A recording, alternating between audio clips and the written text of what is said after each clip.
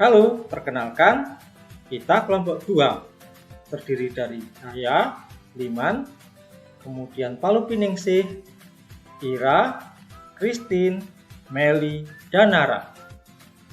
Kita akan belajar bersama tentang perpindahan kalor, bentuk energi, dan cara penggunaannya dalam kehidupan sehari-hari. Nah, dalam materi kali ini, hendaknya kita dapat membedakan perpindahan kalor secara konduksi, konveksi, dan radiasi. Simaklah beberapa penjelasan dari rekan-rekannya. Oke, selamat mengikuti, semangat selalu. Halo anak-anak, selamat pagi. Hari ini kita mau belajar tentang kalor. Siapa yang sudah tahu apa itu kalor? Ya, kalor adalah salah satu bentuk energi yang bisa berpindah atau dipindahkan. Kalor juga bisa mengubah bentuk suatu benda. Nah, kalor itu berhubungan dengan perubahan suhu. Biasanya perubahan dari suhu tinggi ke suhu yang rendah. Saat terjadi perubahan suhu, partikel sebuah benda bisa berubah dan suhunya pun juga berubah. Apa contohnya? Nah, contohnya kalau kalian melihat air yang mendidih, nah itu salah satu perubahan bentuk kalor. Lalu, lilin yang mencair karena dipanaskan. Contoh yang lain adalah baju yang kita jemur lama-lama menjadi kering. Nah, itu adalah salah satu perubahan bentuk kalor. Nah, lalu, ada berapa bentuk jenis perpindahan kalor? Nah, siapa yang tahu? Oke, ada 3 bentuk jenis perpindahan kalor. Yang pertama adalah konduksi, yang kedua konveksi, dan yang ketiga adalah radiasi. Apa perbedaan ketiga jenis perpindahan kalor tersebut? Anak-anak mau tahu? Oke, kita saksikan tayangan berikut ini. Sekarang kita akan berbicara tentang konduksi. Seperti apa? Nah, sebelumnya kita akan praktek dulu ya. Baiklah, apa yang disiapkan? Yang pertama ini lilin. Kemudian ada korek api. Kemudian ada sendok yang terbuat dari logam. Kemudian ada juga garpu yang terbuat dari logam. Kemudian ada kertas. Lalu ada kardus juga yang terbuat dari kertas. Kemudian ada pensil yang ada kayunya ya. Kemudian ini sebilah bambu. Kemudian ada solet yang terbuat dari kayu. Ada paku yang terbuat dari logam. Kemudian di sini juga dari plastik.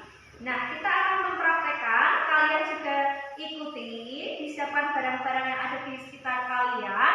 Kemudian kita akan menentukan bersama-sama melalui praktek ini. Oke? Siap? Oke, yuk.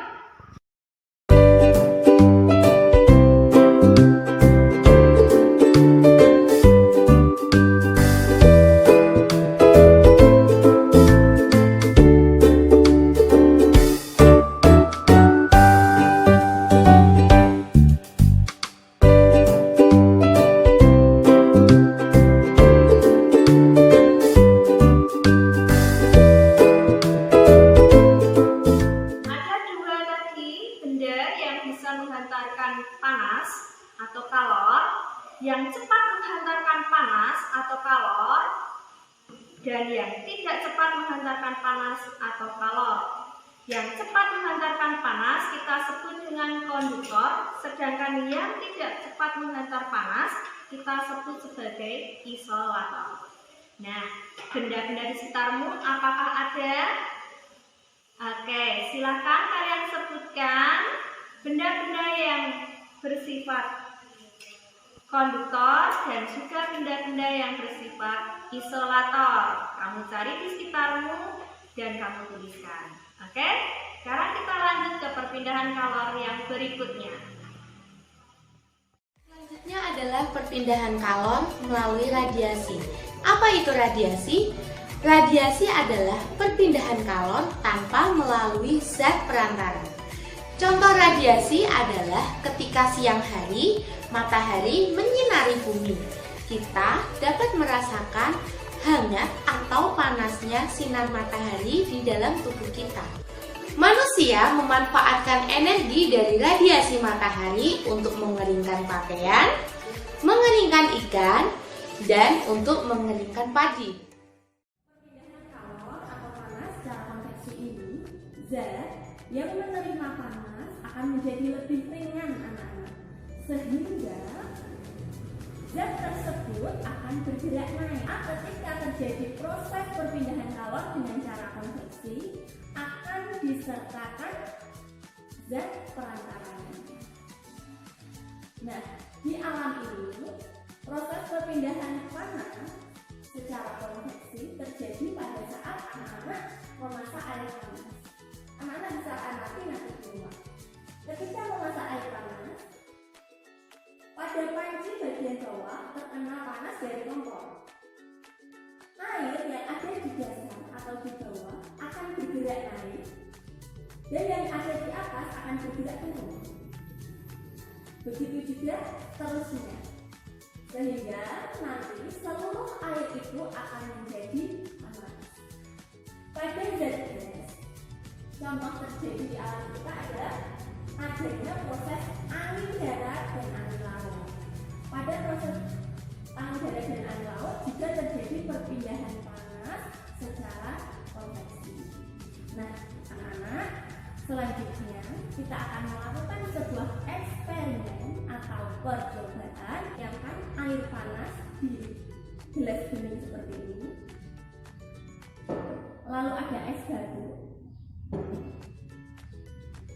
Lalu ada sendok dan pewarna makanan.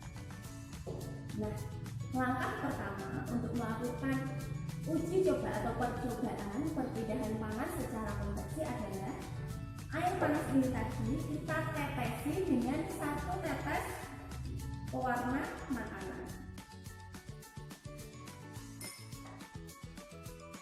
Ada atau pewarnanya ada di dasar. Selanjutnya kita akan masukkan es batu ini ke dalam gelas.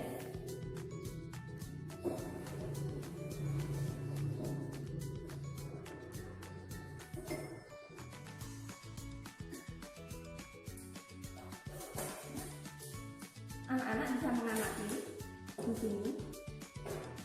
Anak-anak bisa lihat pewarna ini akan bergerak naik, anak-anak. Nah, pada percobaan ini terjadi proses. Baik, di sini saya akan menyimpulkan inti dari pembelajaran ini. Kalor merupakan salah satu bentuk energi yang bisa dipindahkan atau berpindah. Perpindahan kalor merupakan perpindahan energi dari tempat yang bersuhu tinggi menuju ke tempat yang bersuhu rendah. Dalam hal ini, proses perpindahan itu dibagi menjadi 3. Yang pertama adalah proses perpindahan kalor secara konduksi, yang kedua adalah proses perpindahan kalor secara konveksi, yang ketiga adalah proses perpindahan kalor secara radiasi. Untuk yang pertama, proses perpindahan kalor secara konduksi merupakan proses perpindahan kalor tanpa disertai dengan perpindahan partikelnya. Misalnya, ketika sebuah sendok logam yang dipanaskan atau didekatkan dengan api di atas kompor, maka yang terjadi, logam sendok tersebut akan menjadi panas ketika kita sentuh atau kita pegang. Kemudian yang kedua adalah perpindahan kalor secara konveksi, yaitu perpindahan kalor yang menyebabkan perubahan pada zatnya. Nah, misalnya dalam hal ini adalah ketika kita merebus air, maka yang terjadi lama-kelamaan air tersebut akan mendidih. Nah, ini yang disebut dengan konveksi. Yang terakhir adalah perpindahan kalor secara radiasi. Perpindahan kalor secara radiasi adalah adalah perpindahan kalor yang tanpa melalui zat perantara. Dalam hal ini bisa kita ambil dalam contoh sehari-hari, yaitu ketika kita menjemur baju di bawah terik matahari, maka yang akan terjadi pakaian itu akan menjadi kering, yang tadinya basah akan menjadi kering. Nah, demikian kesimpulan dari inti pembelajaran. Nah, setelah kalian simak beberapa penjelasan dari rekan-rekan tadi, ada beberapa kesimpulan yang didapat. Yang pertama, kalor adalah bentuk energi yang bisa pindah atau dipindahkan. Yang kedua, konduksi merupakan perpindahan kalor tanpa disertai perpindahan partikelnya.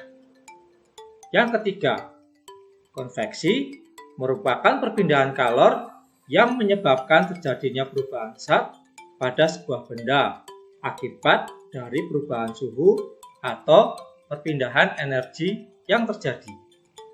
Dan yang keempat, radiasi adalah perpindahan kalor tanpa melalui zat perantara. Oke, semoga kalian paham dari penjelasan kelompok 2. Terima kasih, sampai jumpa di materi berikutnya.